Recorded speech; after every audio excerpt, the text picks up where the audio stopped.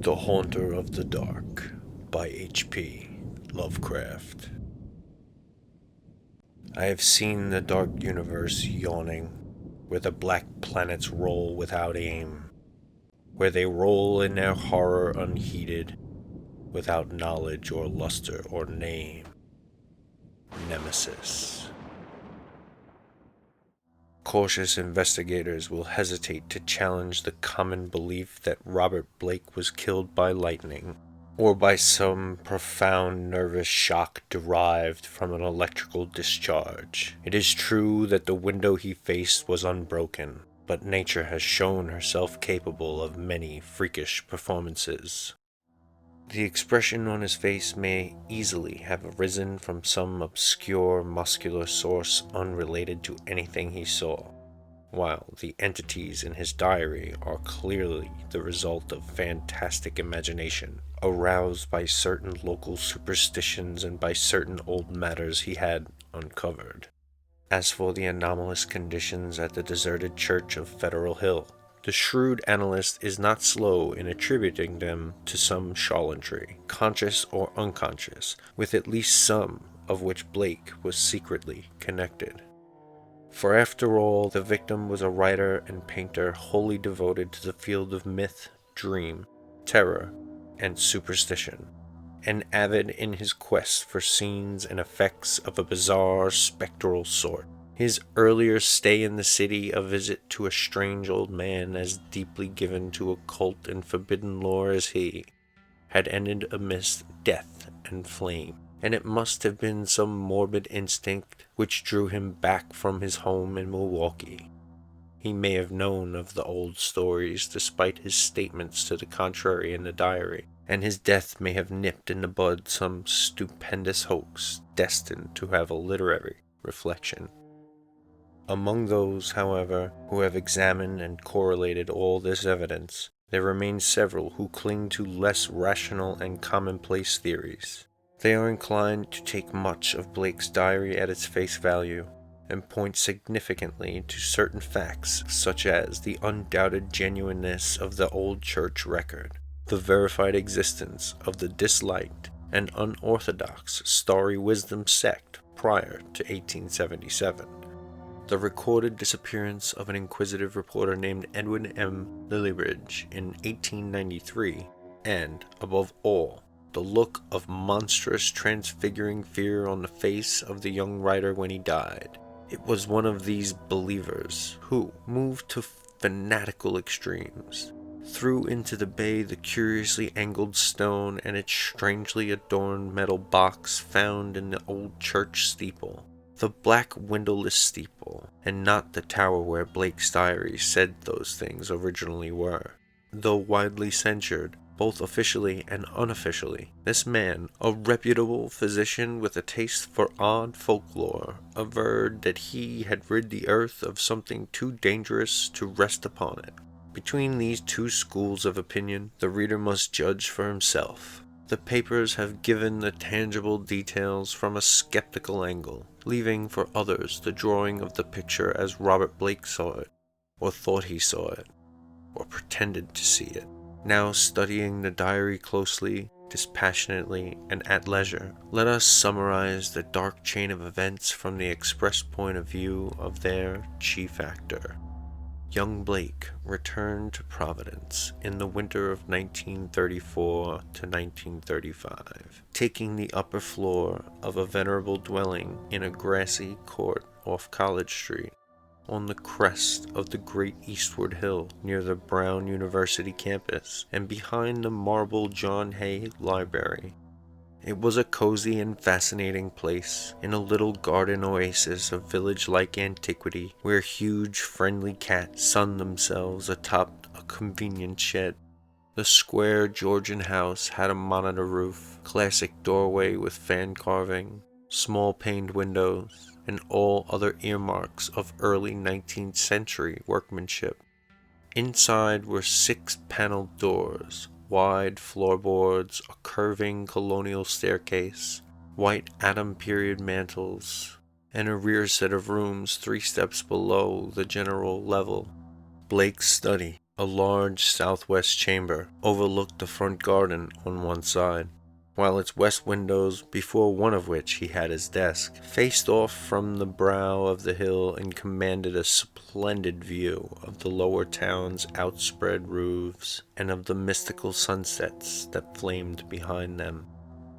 On the far horizon were the open countryside's purple slopes. Against these, some 2 miles away, rose the spectral hump of Federal Hill, bristling with huddled roofs and steeples whose remote outlines wavered mysteriously, taking fantastic forms as the smoke of the city swirled up and enmeshed them. Blake had a curious sense that he was looking upon some unknown ethereal world which might or might not vanish in dream if ever he tried to seek it out and enter it in person. Having sent home from most of his books, Blake bought some antique furniture suitable for his quarters and settled down to write and paint, living alone and attending to the simple housework himself. His studio was in the north attic room, where the panes of the monitor roof furnished admirable lighting. During that first winter he produced 5 of his best-known short stories: The Burrower Beneath, The Stairs in the Crypt, Shagai, In the Vale of Penath, and The Feaster from the Stars, and painted 7 canvases, studies of nameless unhuman monsters and profoundly alien non-terrestrial landscapes.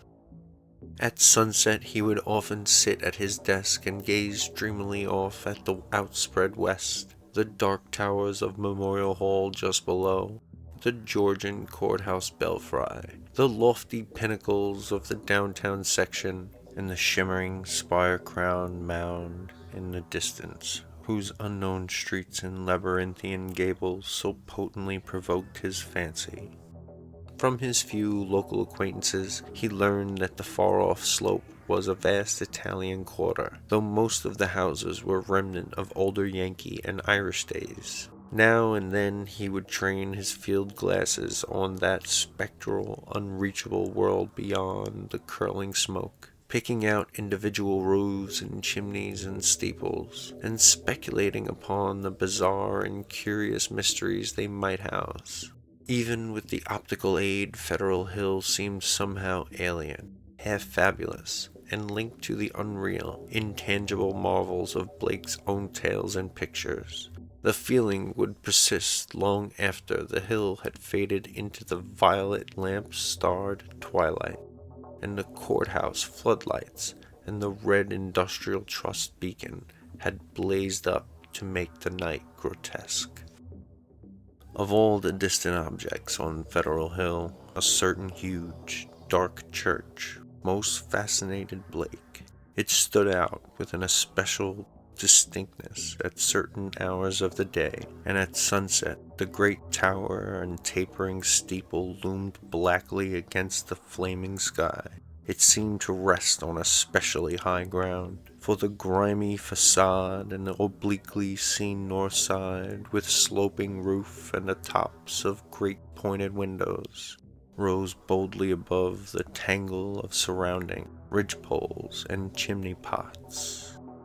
Peculiarly grim and austere, it appeared to be built of stone, stained and weathered with the smoke and storms of a century and more. The style, so far as the glass could show, was that earliest experimental form of Gothic revival, which preceded the stately Upjohn period and held over some of the outlines and proportions of the Georgian age. Perhaps it was reared around 1810 or 1815. As months passed, Blake watched the far-off forbidding structure with an oddly mounting interest. Since the vast windows were never lighted, he knew that it must be vacant. The longer he watched, the more his imagination worked, till at length he began to fancy curious things. He believed that a vague, singular aura of desolation hovered over the place, so that even the pigeons and swallows shunned its smoky eaves. Around other towers and belfries his glass would reveal great flocks of birds, but here they never rested. At least that is what he thought, and set down in his diary. He pointed the place out to several friends, but none of them had even been on Federal Hill, or possessed the faintest notion of what the church was or had been. In the spring a deep restlessness gripped Blake. He had begun his long-planned novel based on a supposed survival of the witch cult in Maine, but was strangely unable to make progress with it. More and more he would sit at his westward window and gaze at the distant hill and the black, frowning steeple shunned by the birds. When the delicate leaves came out on the garden boughs, the world was filled with a new beauty.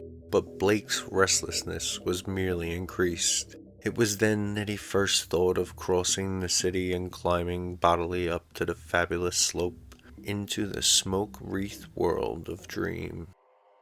Late in April, just before the aeon-shadowed Walpurgis time, Blake made his first trip into the unknown.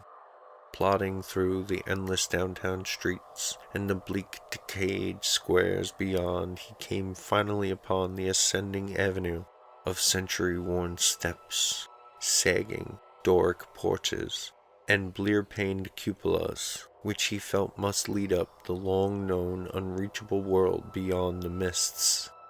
There were dingy blue and white street signs which meant nothing to him, and presently he noted the strange, dark faces of the drifting crowds, and the foreign signs over curious shops in brown, decayed, weathered buildings. Nowhere could he find any of the objects he had seen from afar, so that once more he half fancied that the Federal Hill of that distant view was a dream world never to be trod by living human feet. Now and then a battered church facade or crumbling spire came in sight, but never the blackened pile that he sought. When he asked a shopkeeper about a great stone church, the man smiled and shook his head, though he spoke English freely.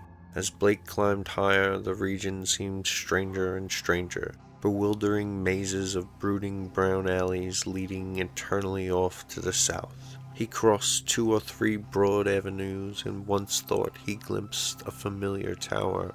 Again he asked a merchant about the massive church of stone, and this time he could have sworn that the plea of ignorance was vain. The dark man's face had a look of fear which he tried to hide, and Blake saw him make a curious sign with his right hand. Then suddenly a black spire stood out against the cloudy sky on his left. Above the tiers of brown roofs lining the tangled southerly alleys, Blake knew at once what it was, and plunged toward it through the squalid, unpaved lanes that climbed from the avenue. Twice he lost his way, but he somehow dared not ask of the patriarchs or housewives who sat on their doorsteps, or any of the children who shouted and played in the mud of the shadowy lanes. At last he saw the tower, plain against the southwest, and a huge stone bulk rose darkly at the end of the alley. Presently he stood in a wind-swept open square, quaintly cobblestoned, with a high bank wall on the farther side. This was the end of his quest, for upon the wide, iron-railed, weed-grown plateau, which the wall supported, a separate, lesser world raised fully 6 feet above the surrounding streets. There stood a grim Titan bulk whose identity, despite Blake's new perspective, was beyond dispute. The vacant church was in a state of great decrepitude. Some of the high stone buttresses had fallen, and several delicate finials lay half lost among the brown, neglected weeds and grasses. The sooty Gothic windows were largely unbroken, though many of the stone mullions were missing. Blake wondered how the obscurely painted panes could have survived so well, in view of the known habits of small boys the world over. The massive doors were intact and tightly closed. Around the top of the bank wall, fully enclosing the grounds, was a rusty iron fence, whose gate, at the head of a flight of steps from the square, was visibly padlocked. The path from the gate to the building was completely overgrown. Desolation and decay hung like a pall above the place, and in the birdless eaves and black ivyless walls Blake felt a touch of the dimly sinister beyond his power to define. There were very few people in the square, but Blake saw a policeman at the northerly end and approached him with questions about the church. He was a great wholesome Irishman, and it seemed odd that he would do little more than make the sign of the cross and mutter that people never spoke of that building.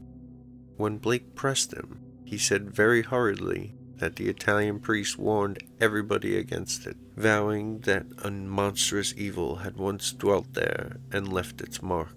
He himself had heard dark whispers of it from his father, who recalled certain sounds and rumors from his boyhood. There had been a bad sect in the old days, an outlaw sect, that called up awful things from some unknown gulf of night. It had taken a good priest to exorcise what had come, though there did be those who said that merely the light could do it. If Father O'Malley were alive, there would be many a thing he could tell. But now there was nothing to do but let it alone. It hurt nobody now, and those that owed it were dead or far away. They had run away like rats after the threatening talk in '77 when people began to mind the way folks vanished now and then in the neighborhood. Someday the city would step in and take the property for lack of heirs, but little good would come of anybody's touching it. Better it be left alone for the years to topple, lest things be stirred that ought to rest forever in their black abyss. After the policeman had gone, Blake stood staring at the sullen steepled pile. It excited him to find that the structure seemed as sinister to others as to him, and he wondered what grain of truth might lie behind the old tales the bluecoat had repeated. Probably they were mere legends evoked by the evil look of the place, but even so, they were like a strange coming to life of one of his own stories. The afternoon sun came out from behind dispersing clouds, but seemed unable to light up the stained, sooty walls of the old temple that towered on its high plateau. It was odd that the green of spring had not touched the brown, withered growths in the raised, iron-fenced yard. Blake found himself edging nearer the raised area and examining the bank wall and rusted fence for possible avenues of ingress. There was a terrible lore about the blackened fane which was not to be resisted. The fence had no opening near the steps, but round on the north side were some missing bars. He could go up the steps and walk round on the narrow coping outside the fence till he came to the gap. If the people feared the place so wildly, he would encounter no interference. He was on the embankment and almost inside the fence before anyone noticed him. Then looking down, he saw the few people in the square edging away and making the same sign with their right hands that the shopkeeper in the avenue had made. Several windows were slammed down, and a fat woman darted into the street and pulled some small children inside a rickety, unpainted house. The gap in the fence was very easy to pass through, and before long Blake found himself wading amidst the rotting, tangled growths of the deserted yard. Here and there the worn stump of a headstone told him that there had once been burials in the field, but that, he saw, must have been very long ago. The sheer bulk of the church was oppressive now that he was close to it, but he conquered his mood and approached to try the 3 great doors in the facade. All were securely locked, so he began a circuit of the Cyclopean building in quest of some minor or more penetrable opening. Even then, he could not be sure that he wished to enter that haunt of desertion and shadow. Yet the pull of its strangeness dragged him on automatically. A yawning and unprotected cellar window in the rear furnished the needed aperture. Peering in, Blake saw a subterranean gulf of cobwebs and dust faintly lit by the western sun's filtered rays. Debris, old barrels, and ruined boxes and furniture of numerous sorts met his eye, though over everything lay a shroud of dust which softened all the sharp outlines. The rusted remains of a hot air furnace showed that the building had been used and kept in shape as late as mid-Victorian times. Acting almost without conscious initiative, Blake crawled through the window and let himself down to the dust-carpeted and debris-strewn concrete floor. The vaulted cellar was a vast one, without partitions, and in a corner far to the right, amidst dense shadows, he saw a black archway evidently leading upstairs. He felt a peculiar sense of oppression at being actually within the great spectral building, but kept it in check as he cautiously scouted about, finding a still intact barrel amidst the dust and rolling it over to the open window to provide for his exit. Then, bracing himself, he crossed the wide, cobweb-festooned space toward the arch. Half choked with the omnipresent dust and covered with the ghostly gossamer fibers, he reached and began to climb the worn stone steps which rose into the darkness. He had no light, but groped carefully with his hands. After a sharp turn, he felt a closed door ahead, and a little fumbling revealed an ancient latch. It opened inward, and beyond it he saw a dimly illuminated corridor lined with worm-eaten paneling.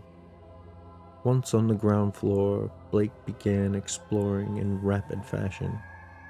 All the inner doors were unlocked, so that he freely passed from room to room.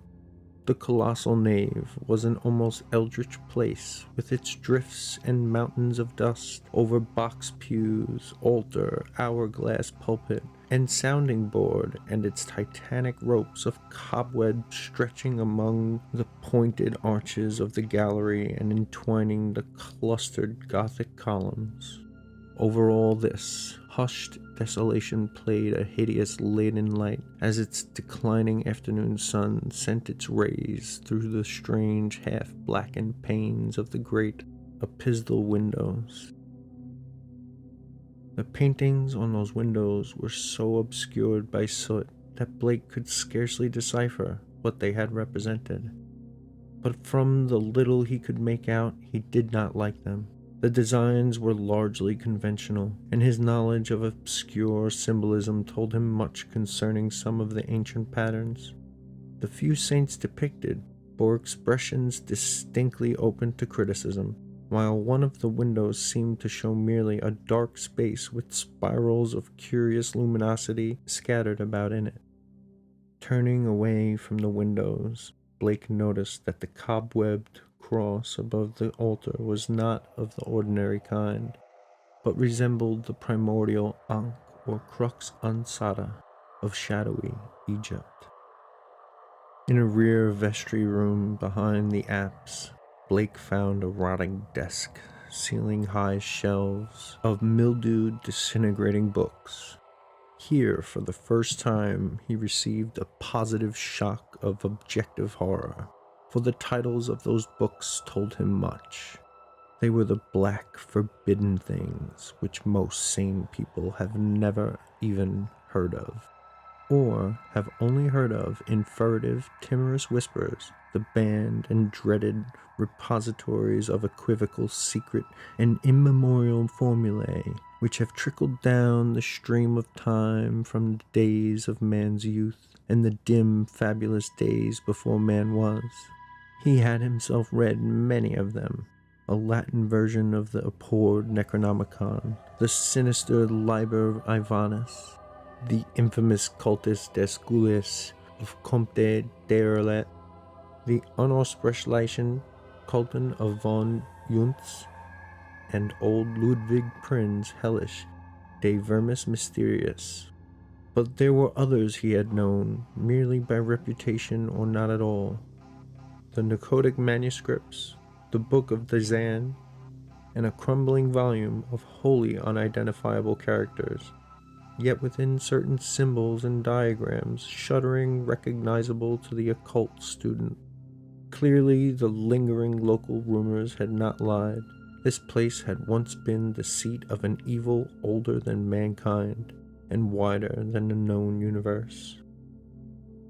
In the ruined desk was a small leather-bound record book, filled with entries in some odd cryptographic medium. The manuscript writing consisted of the common traditional symbols used today in astronomy and anciently in alchemy, astrology, and other dubious arts. The devices of the sun, moon, planets, aspects, and zodiacal signs, here massed in solid pages of text, with divisions and paragraphings suggesting that each symbol answered to some alphabetical letter. In the hope of later solving the cryptogram, Blake bore off this volume in his coat pocket. Many of the great tomes on the shelves fascinated him unutterably, and he felt tempted to borrow them at some later time. He wondered how they could have remained undisturbed so long. Was he the first to conquer the clutching, pervasive fear which had for nearly 60 years protected this deserted place from visitors? Having now thoroughly explored the ground floor, Blake plowed again through the dust of the spectral nave of the front vestibule, where he had seen a door and staircase presumably leading up to the blackened tower and steeple objects so long familiar to him at a distance. The ascent was a choking experience, for dust lay thick, while the spiders had done their worst in the constricted place. The staircase was a spiral with high, narrow wooden treads, and now and then Blake passed a clouded window looking dizzily out over the city. Though he had seen no ropes below, he expected to find a bell or a peal of bells in the tower whose narrow, louver-bordered lancet windows his field glass had studied so often. Here he was doomed to disappointment, for when he attained the top of the stairs he found the tower chamber vacant of chimes, and clearly devoted to vastly different purposes. The room, about 15 feet square, was faintly lighted by 4 lancet windows, one on each side, which were glazed within their screening of decayed louver boards. These had been further fitted with tight, opaque screens, but the latter were now largely rotted away. In the center of the dust-laden floor rose a curiously angled stone pillar dome, 4 feet in height and 2 in average diameter, covered on each side with bizarre, crudely incised and wholly unrecognizable hieroglyphs. On this pillar rested a metal box of peculiarly asymmetrical form, its hinged lid thrown back and its interior holding what looked beneath the decade-deep dust to be an egg-shaped or irregularly spherical object some 4 inches through. Around the pillar in a rough circle were 7 high-backed Gothic chairs, still largely intact, while behind them, ranging along the dark paneled walls, were 7 colossal images of crumbling black painted plaster, resembling more than anything else the cryptic carven megaliths of mysterious Easter Island. In one corner of the cobwebbed chamber, a ladder was built into the wall, leading up to the closed trapdoor of the windowless steeple above. As Blake grew accustomed to the feeble light, he noticed odd bas-reliefs on the strange open box of the yellowish metal. Approaching, he tried to clear the dust away with his hands and handkerchief, and saw that the figurines were of a monstrous and utterly alien kind, depicting entities which, though seemingly alive, resembled no known life form ever evolved on this planet. The 4-inch seeming sphere turned out to be a nearly black, red striated polyhedron with many irregular flat surfaces, either a very remarkable crystal of some sort or an artificial object of carved and highly polished mineral matter. It did not touch the bottom of the box, but was held suspended by means of a metal band around its center, with 7 queerly designed supports extending horizontal to angles of the box's inner wall near the top. This stone, once exposed, exerted upon Blake an almost alarming fascination. He could scarcely tear his eyes from it, and as he looked at its glistening surfaces, he almost fancied it was transparent. With half-formed words of wonder within, into his mind floated pictures of alien orbs with great stone towers, and other orbs with Titan mountains and no mark of life, and still remoter spaces where only a stirring in vague blackness told of the presence of the consciousness and will. When he did look away, it was to notice a somewhat singular mound of dust in the far corner near the ladder to the steeple. Just why it took his attention he could not tell, but something in its contours carried a message to his unconscious mind. Plowing toward it and brushing aside the hanging cobwebs as he went, he began to discern something grim about it. Hand and handkerchief soon revealed the truth, and Blake gasped with a baffling mixture of emotions. It was a human skeleton, and it must have been there for a very long time. The clothing was in shreds, but some buttons and fragments of cloth bespoke a man's gray suit. There were other bits of evidence: shoes, metal clasps, huge buttons for round cuffs, and a stick pin of bygone pattern. A reporter's badge with the name of the old Providence Telegram, and a crumbling leather pocketbook. Blake examined the latter with care, finding within it several bills of an antiquated issue, a celluloid advertising calendar for 1893, some cards with the name Edwin M. Lillibridge, and a paper covered with penciled memoranda. This paper held much of a puzzling nature, and Blake read it carefully at the dim westward window. Its disjointed text included such phrasings as the following: Professor Enoch Bowen, home from Egypt, May 1844, buys Old Free Will Church in July. His archaeological work and studies in occult well known. Dr. Drown of Fourth Baptist warns against starry wisdom in sermon 29 December 1844. Congregation 97 by end of 45. 1846. 3 disappearances. First mention of shining trapezohedron. 7 disappearances. 1848. Stories of blood sacrifice begin. Investigation 1853 comes to nothing. Stories of sounds. Father O'Malley tells of devil worship with box found in great Egyptian ruins. Says they call up something that can't exist in light, flees a little light, and banished by strong light. Then has to be summoned again. Probably got this from deathbed confession of Francis X. Feeney, who had joined Starry Wisdom in 49.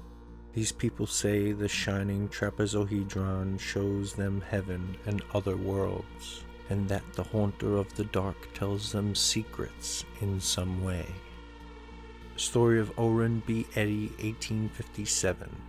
They call it up by gazing at the crystal and have a secret language of their own. A congregation of 200 or more in 1863, exclusive of men at front. Irish boys mob church in 1869 after Patrick Regan's disappearance.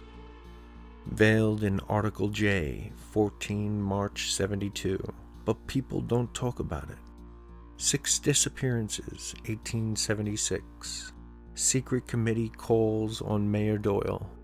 Action promised, February 1877.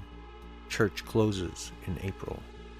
Gang, Federal Hill Boys, threaten doctor and vestryman in May. 181 persons leave city before end of 77.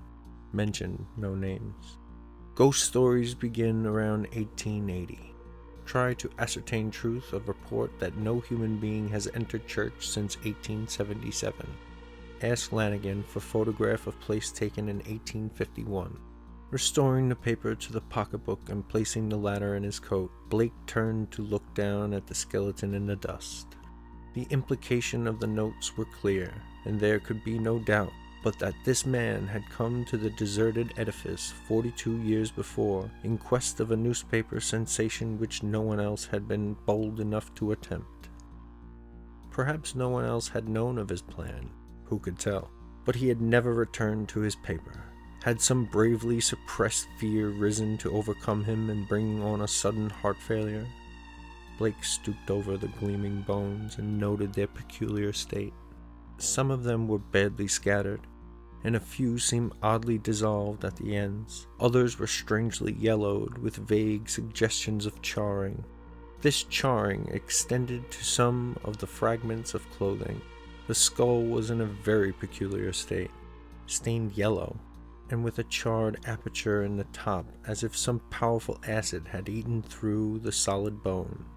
What had happened to the skeleton during its 4 decades of silent entombment here, Blake could not imagine.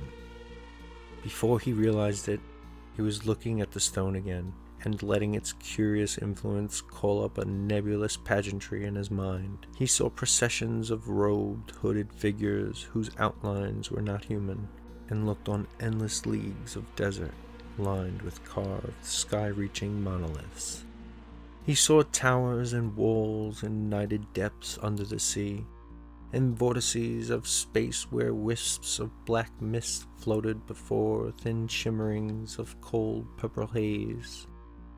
And beyond all else he glimpsed an infinite gulf of darkness, where solid and semi-solid forms were known only by their windy stirrings, and cloudy patterns of force seemed to superimpose order on chaos, and hold forth a key to all the paradoxes and arcana of the worlds we know. Then, all at once, the spell was broken by an access of gnawing, indeterminate panic fear. Blake choked and turned away from the stone, conscious of some formless alien presence close to him and watching him with horrible intentness. He felt entangled with something which was not in the stone, but which had looked through it, at him. Something which would ceaselessly follow him with a cognition that was not physical sight.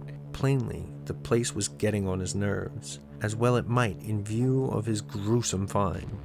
The light was waning too, and since he had no illuminant with him, he knew he would have to be leaving soon. It was then, in the gathering twilight, that he thought he saw a faint trace of luminosity in the crazily angled stone. He had tried to look away from it, but some obscure compulsion drew his eyes. Was there a subtle phosphorescence and radioactivity about the thing? What was it that the dead man's notes had said concerning a shining trapezohedron? What, anyway, was this abandoned lair of cosmic evil? What had been done here, and what might still be lurking in the bird-shunned shadows? It seemed now as if an elusive touch of Fodor had arisen somewhere close by, though its source was not apparent. Blake seized the cover of the long open box and snapped it down. It moved easily on its alien hinges and closed completely over the unmistakably glowing stone. At the sharp click of that closing, a soft stirring sound seemed to come from the steeple's eternal blackness overhead, beyond the trapdoor. Rats, without question, the only living things to reveal their presence in this accursed pile since he had entered it. And yet, that stirring in the steeple frightened him horribly, so that he plunged almost wildly down the spiral stairs. Across the ghoulish nave into the vaulted basement, out amidst the gathering dust of the deserted square, and down through the teeming, fear-haunted alleys and avenues of Federal Hill towards the sane central streets and the home-like brick sidewalks of the college district. During the days which followed, Blake told no one of his expedition. Instead, he read much in certain books, examined long years of newspaper files downtown, and worked feverishly at the cryptogram in that leather volume from the cobwebbed vestry room. The cipher he soon saw was no simple one, and after a long period of endeavor he felt sure that its language could not be English, Latin, Greek, French, Spanish, Italian, or German. Evidently he would have to draw upon the deepest wells of his strange erudition. Every evening the old impulse to gaze westward returned, and he saw the black steeple as of yore amongst the bristling roofs of a distant and half-fabulous world. But now it held a fresh note of terror for him. He knew the heritage of evil lore it masked, and with the knowledge his vision ran riot in queer new ways. The birds of spring were returning, and as he watched their sunset flights, he fancied they avoided the gaunt lone spire as never before. When a flock of them approached it, he thought, they would wheel and scatter in panic confusion, and he could guess at the wild twitterings which failed to reach him across the intervening miles. It was in June that Blake's diary told of his victory over the cryptogram. The text was, he found, in the dark Aklo language used by certain cults of evil antiquity, and known to him in a halting way through previous researches. The diary is strangely reticent about what Blake deciphered, but he was patently awed and disconcerted by his results. There are references to a haunter of the dark, awaked by gazing into the shining trapezohedron, and insane conjectures about the black gulfs of chaos from which it was called. The being is spoken of as holding all knowledge and demanding monstrous sacrifices. Some of Blake's entries show fear lest the thing which he seemed to regard as summoned stalked abroad, though he adds that the streetlights form a bulwark which cannot be crossed. Of the shining trapezohedron he speaks often, calling it a window on all time and space, and tracing its history from the days it was fashioned on dark Yugoth, before ever the old ones brought it to earth. It was treasured and placed in its curious box by the Cyranoid things of Antarctica, salvaged from the ruins by the serpent men of Illusia, and peered at aeons later in Lemuria by the first human beings. It crossed strange lands and stranger seas and sank with Atlantis before a Minoan fisher meshed it in his net and sold it to swarthy merchants from knighted Kehem. The pharaoh Nephrem-Ka built around it a temple with a windowless crypt, and did that which caused his name to be stricken from all monuments and records. Then it slept in the ruins of that evil fane which the priests and the new pharaoh destroyed, till the delver's spade once more brought it forth to curse mankind. Early in July, the newspapers oddly supplement Blake's entries, though in so brief and casual a way that only the diary had called general attention to their contribution. It appears that a new fear had been growing on Federal Hill since a stranger had entered the dreaded church. The Italians whispered of unaccustomed stirrings and bumpings and scrapings in the dark windowless steeple, and called on their priests to banish an entity which had haunted their dreams. Something, they said, was constantly watching at a door to see if it were dark enough to venture forth.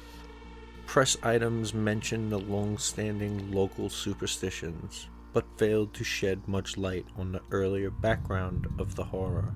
It was obvious that the young reporters of today are no antiquarians. In writing of these things in his diary, Blake expresses a curious kind of remorse, and talks of the duty of burying the shining trapezohedron, and of banishing what he had evoked by letting daylight into the hideous jutting spire. At the same time, however, he displays the dangerous extent of his fascination, and admits a morbid longing, pervading his dreams, to visit the accursed tower and gaze again into the cosmic secrets of the glowing stone. Then something in the journal on the morning of the 17th of July threw the diarist into a veritable fever of horror. It was only a variant of the other half-humorous items about the Federal Hill relentlessness, but to Blake it was somehow very terrible indeed. In the night, a thunderstorm had put the city's lighting system out of commission for a full hour, and in that black interval the Italians had nearly gone mad with fright. Those living near the dreaded church had sworn that the thing in the steeple had taken advantage of the street lamp's absence and gone down into the body of the church, flopping and bumping around in a viscous, altogether dreadful way. Towards the last, it had bumped up to the tower, where there were sounds of the shattering of glass. It could go wherever the darkness reached, but light would always send it fleeing. When the current blazed on again, there had been a shocking commotion in the tower, for even the feeble light trickling through the grime-blackened louver-boarded windows was too much for the thing. It had bumped up and slithered up into its tenebrous steeple just in time, for a long dose of light would have sent it back into the abyss whence the crazy stranger had called it. During the dark hour, praying crowds had clustered around the church in the rain, with lighted candles and lamps somehow shielded with folded paper and umbrellas. A guard of light to save the city from the nightmare that stalks the darkness. Once, those nearest to church declared the outer door had rattled hideously, but even this was not the worst. That evening in the bulletin, Blake read of what the reporters had found. Aroused at last to the whimsical news value of the scare, a pair of them had defied the frantic crowds of Italians and crawled into the church through the cellar window after trying the doors in vain. They found the dust of the vestibule and the spectral nave plowed up in a singular way, with pits of rotted cushions and satin pew linings scattered curiously around. There was a bad odor everywhere, and here and there were bits of yellow stain and patches of what looked like charring. Opening the door to the tower and pausing a moment at the suspicion of a scraping sound above, they found the narrow spiral stairs wiped roughly clean. In the tower itself, a similarly half-swept condition existed. They spoke of the heptagonal stone pillar, and overturned Gothic chairs, and the bizarre plaster images, though strangely enough the metal box and the old mutilated skeleton were not mentioned. What disturbed Blake the most, except for the hints of stains and charring and bad odors, was the final detail that explained the crashing glass. Every one of the tower's lancet windows was broken, and 2 of them had been darkened in a crude and hurried way by the stuffing of satin pew linings and cushion horsehair into the spaces between the slatting exterior louver boards. More satin fragments and bunches of horsehair lay scattered around the newly swept floor, as if someone had been interrupted in the act of restoring the tower to the absolute blackness of its tightly curtained days. Yellowish stains and charred patches were found on the ladder to the windowless spire, but when a reporter climbed up, opened the horizontally sliding trapdoor, and shot a feeble flashlight beam into the black and strangely folded space, he saw nothing but darkness, and a heterogeneous litter of shapeless fragments near the aperture. The verdict, of course, was charlantry. Somebody had played a joke on the superstitious hill dwellers, or else some fanatic had striven to bolster up their fears for their own supposed good. Or perhaps some of the younger and more sophisticated dwellers had staged an elaborate hoax on the outside world. There was an amusing aftermath when the police sent an officer to verify the reports. 3 men in succession found ways of evading the assignment, and the 4th went very reluctantly and returned very soon without adding to the account given by the reporters. From this point onwards, Blake's diary shows a mounting tide of insidious horror and nervous apprehension. He upbraids himself for not doing something, and speculates wildly on the consequences of another electrical breakdown. It had been verified that on 3 occasions during thunderstorms, he telephoned the electric company in a frantic vein and asked that desperate precautions against a lapse of the power be taken. Now and then, his entries show concern over the failure of the reporters to find the metal box and stone, and the strangely marred old skeleton, when they explored the shadowy tower room. He assumed that these things had been removed, whither and by whom or what he could only guess, But his worst fears concerned him, and the kind of unholy rapport he felt to exist between his mind and that lurking horror in the distant steeple, that monstrous thing of night which his rashness had called out of the ultimate black spaces. He seemed to feel a constant tugging at his will, and callers of that period remember how he would sit abstractly at his desk and stare out of the west window at that far-off spire-bristling mound beyond the swirling smoke of the city.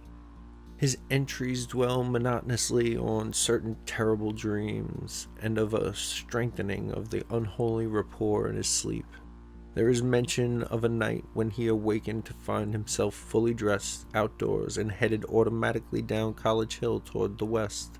Again and again he dwells on the fact that the thing in the steeple knows where to find him. The week following July 30th is recalled as the time of Blake's partial breakdown. He did not dress and ordered all his food by telephone. Visitors remarked the cords he kept near his bed, and he said that sleepwalking had forced him to bind his ankles every night with knots which would probably hold or else waken him with the labor of untying. In his diary he told of the hideous experience which had brought the collapse. After retiring on the night of the 30th, he had suddenly found himself groping about in an almost black space. All he could see were the short, faint, horizontal streaks of bluish light, but he could smell an overpowering odor and hear a curious jumble of soft, furtive sounds above him. Whenever he moved, he stumbled over something, and at each noise there would come a sort of answering sound from above, a vague stirring mixed with the cautious sliding of wood on wood. Once his groping hands encountered a pillar of stone with a vacant top, whilst later he found himself clutching the rungs of a ladder built into the wall, and fumbling his uncertain way upwards towards some region of intenser stench, where a hot, searing blast beat down against him. Before his eyes a kaleidoscopic range of phantasmal images played, all of them dissolving at intervals into the picture of a vast unplumbed abyss of night, wherein whirled suns and worlds of an even profounder blackness. He thought of the ancient legend of ultimate chaos, at whose center sprawls the blind idiot god Azathoth, lord of all things, encircled by his flopping horde of mindless and amorphous dancers, and lulled by the thin, monotonous piping of a demonic flute held in nameless paws. Then a sharp report from the outer world broke through his stupor and roused him to the unutterable horror of his position. What it was, he never knew. Perhaps it was some belated peal from the fireworks heard all summer on Federal Hill as the dwellers hail their various patron saints, or the saints of their native villages in Italy.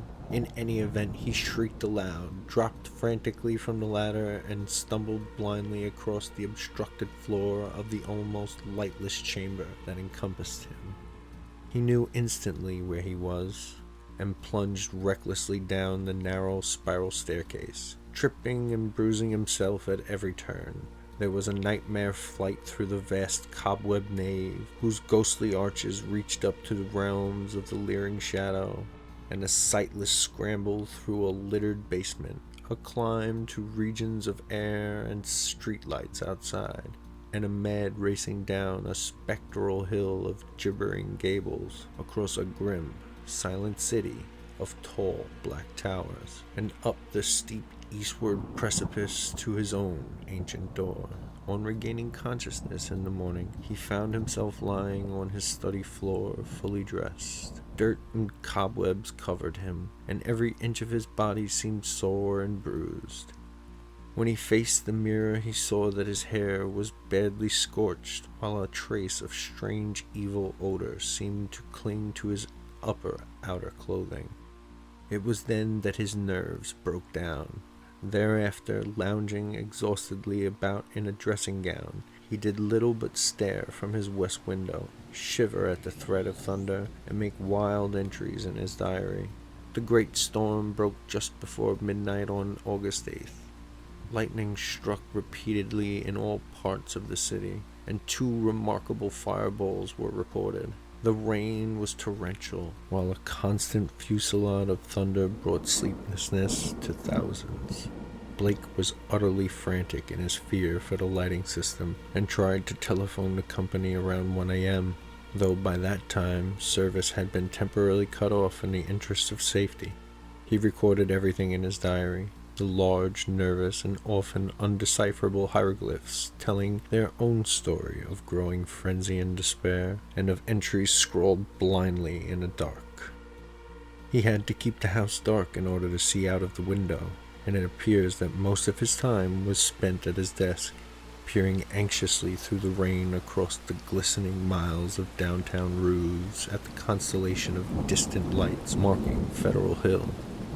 Now and then he would fumblingly make an entry in his diary so that detached phrases such as "the lights must not go," "it knows where I am," "I must destroy it," and "it is calling to me, but perhaps it means no injury this time," are found scattered down 2 of the pages. Then the lights went out all over the city.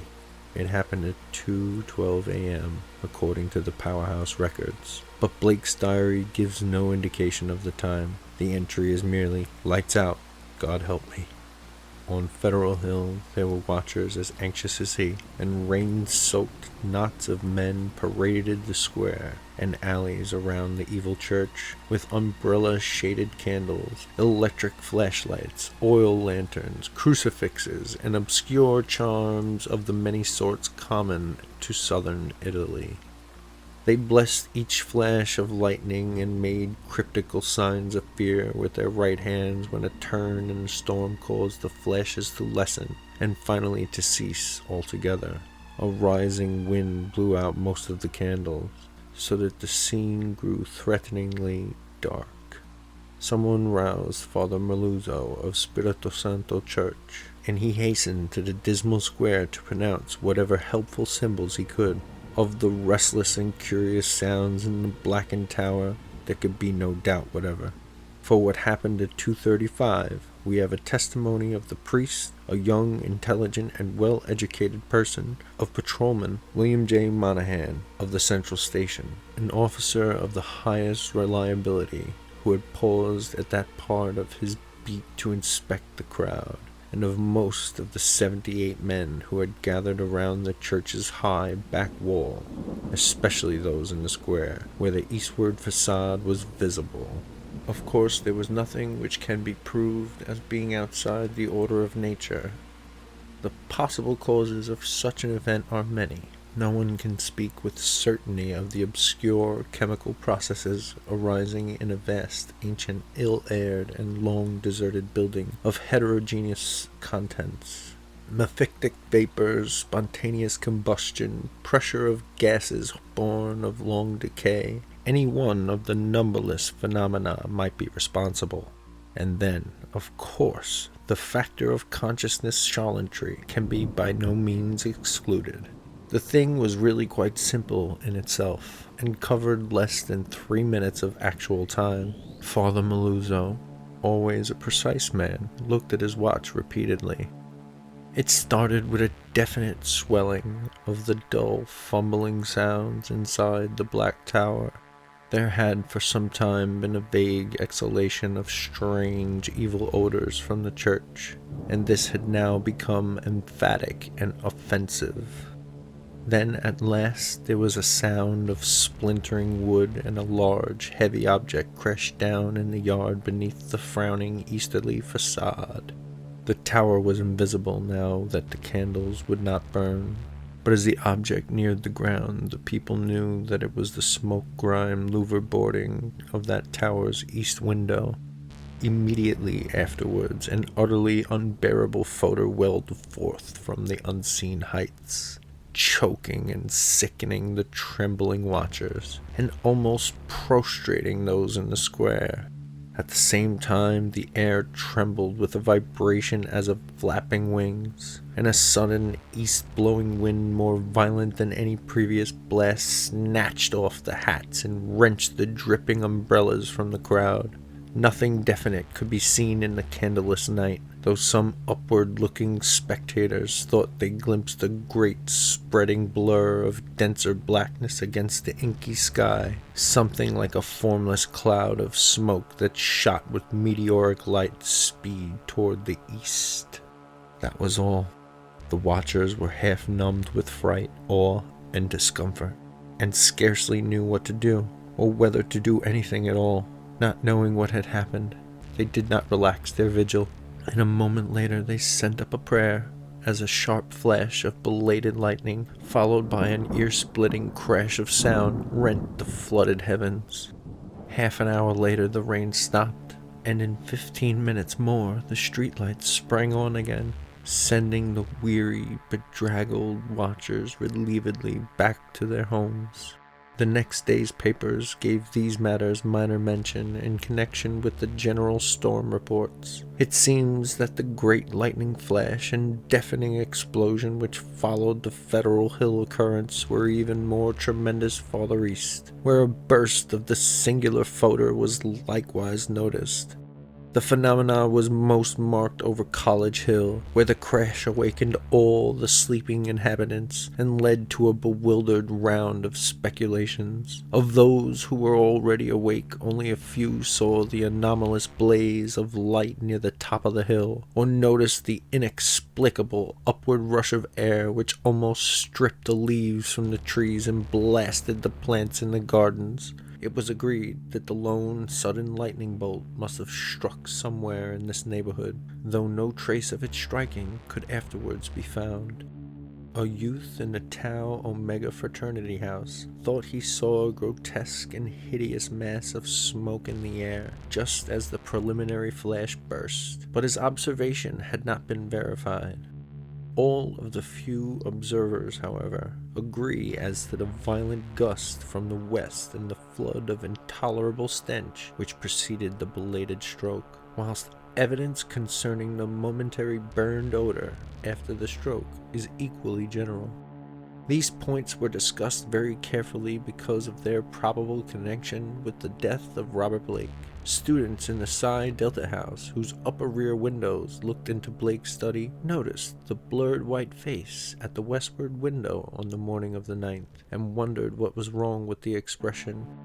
When they saw the same face in the same position that evening, they felt worried, and watched for the lights to come up in his apartment. Later, they rang the bell of the darkened flat, and finally had a policeman force the door. The rigid body sat bolt upright at the desk by the window, and when the intruders saw the glassy, bulging eyes and the marks of stark convulsion fright on the twisted features, they turned away in sickened dismay. Shortly afterwards, the coroner's physician made an examination, and despite the unbroken window, reported electrical shock, or nervous tension induced by electrical discharge, as the cause of death. The hideous expression he ignored altogether, deeming it a not improbable result of the profound shock as experienced by a person of such abnormal imagination and unbalanced emotions. He deduced these latter qualities from the books, paintings, and manuscripts found in the apartment, and from the blindly scrawled entries in the diary on the desk. Blake had prolonged his frenzied jottings to the last, and the broken pointed pencil was found clutched in his spasmodically contracted right hand. The entries after the failure of the lights were highly disjointed and legible only in part. From them, certain investigators have drawn conclusions differing greatly from the materialistic official verdict. But some such speculations have little chance for belief among the conservative. The case of these imaginative theorists has not been helped by the action of the superstitious Dr. Dexter, who threw the curious box in angled stone, an object certainly self-luminous as seen in the black windowless steeple where it was found, into the deepest channel of the Narragansett Bay.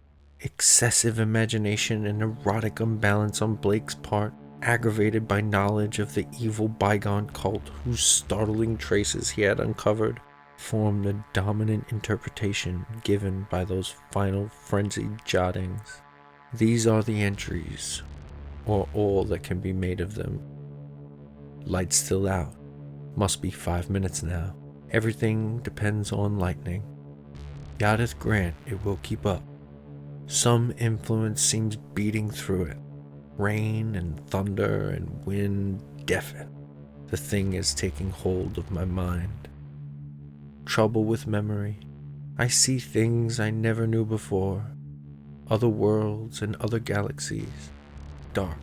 The lightning seems dark, and the darkness seems light. It cannot be the real hill and church that I see in the pitch darkness. Must be the retinal impression left by flashes. Heaven grant that the Italians are out with their candles if the lightning stops. What am I afraid of? Is it not an avatar of Nyarlathotep, who antique and shadowy Kahem even took the form of a man? I remember Yugoth, and more distant Shagai, and the ultimate void of the black planets. The long winging flight through the void cannot cross the universe of light, recreated by the thoughts caught in the shining trapezohedron, send it through the horrible abysses of radiance. My name is Blake Robert Harrison Blake, of 620 East Knapp Street, Milwaukee, Wisconsin. I am on this planet. Azathoth, have mercy. The lightning no longer flashes. Horrible. I can see everything with a monstrous sense that is not sight. Light is dark, and dark is light. Those people on the hill guard candles and charms. Their priests' sense of distance gone. Far is near, near is far. No light, no glass. See that steeple? That tower window? Can hear Roderick Usher. Am mad or going mad. The thing is stirring and fumbling in the tower. I am it, and it is I. I want to get out. Must get out and unify the forces. It knows where I am. I am Robert Blake, but I see the tower in the dark. There is a monstrous odor, senses transfigured, bordering at that window, cracking and giving way.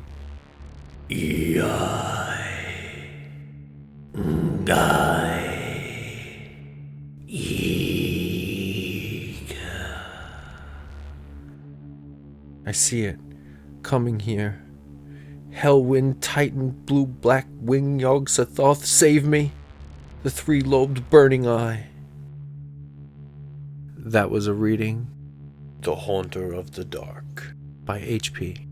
Lovecraft.